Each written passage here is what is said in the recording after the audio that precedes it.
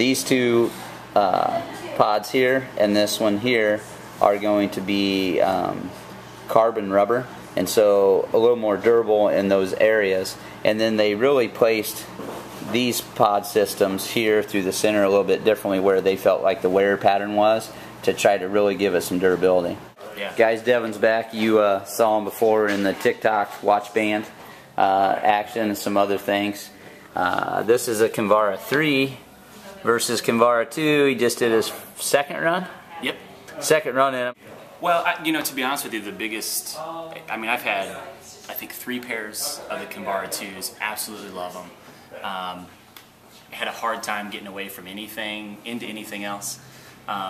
So obviously when I heard that the Kinvara 3 was coming out, timing was perfect. I actually needed a replacement pair. So I came in, grabbed these, and so far I'm extremely happy with just the small changes that they've made.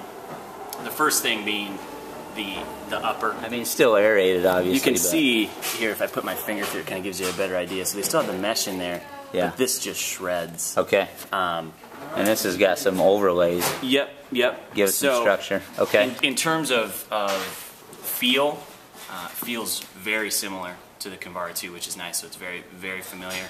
4mm drop.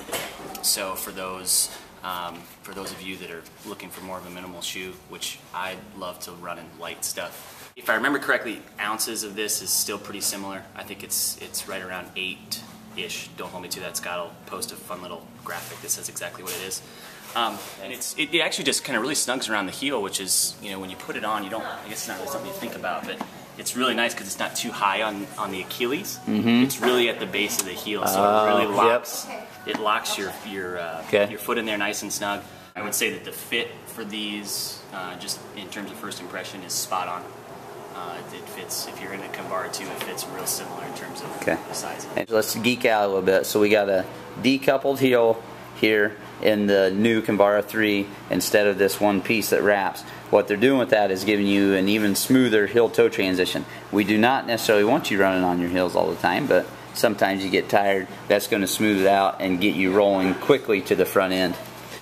They call these outer sole pods, and the outer sole pods here are bigger here than they were on the 2. And so what they're trying to give you is, you know, it's more of a platform. So what they're trying to give you is more of a feel on the forefoot. But Devin's saying, you know, when he's transitioning, I mean, it's a fast transition. Yeah, the one thing that I forgot to mention is the toe off in this, in comparison, feels a lot smoother and quicker. Okay. I definitely think that has to do with the re-engineering of the forefoot for sure. So there's definitely updates to it, but nothing that you would say, dude, they just ruined it. No. You're liking it. If anything, I think that if it was possible to improve it, yeah. I think just based on the first couple impressions here, I would say cool. It's going to be better.